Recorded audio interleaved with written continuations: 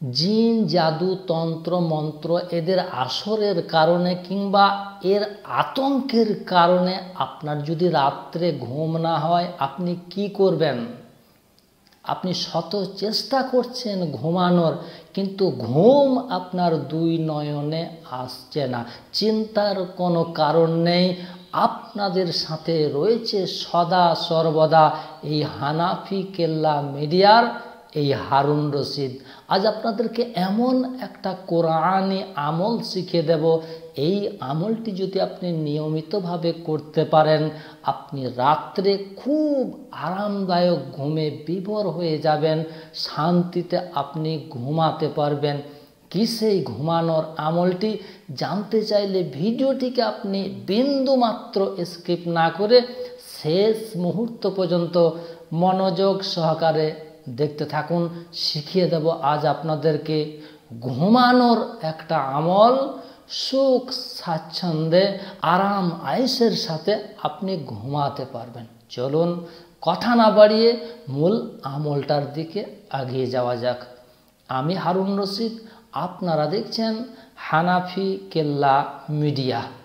আপনারা যারা আমার সঙ্গে তদবির এবং চিকিৎসা নেওয়ার উদ্দেশ্যে যোগাযোগ করতে চাইছেন, তিনারা আমার এই ফোন নাম্বারটিতে যোগাযোগ করবেন।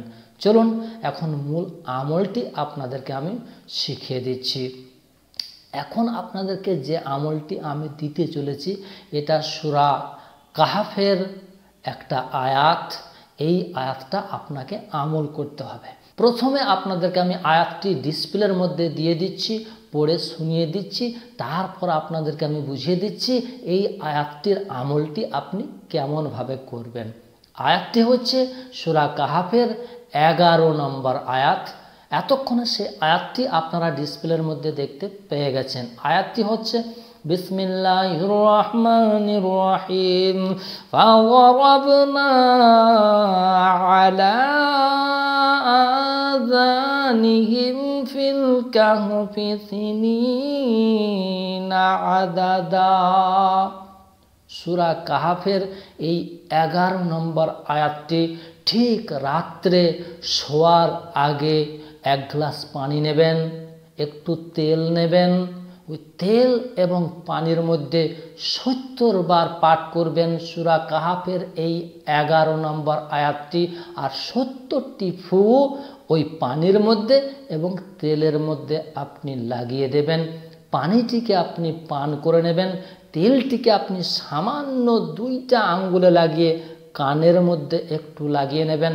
হাতে ফু দিয়ে আপনার মুখমণ্ডলে হাতটিকে আপনি ফিরিয়ে নেবেন, বুলিয়ে নেবেন।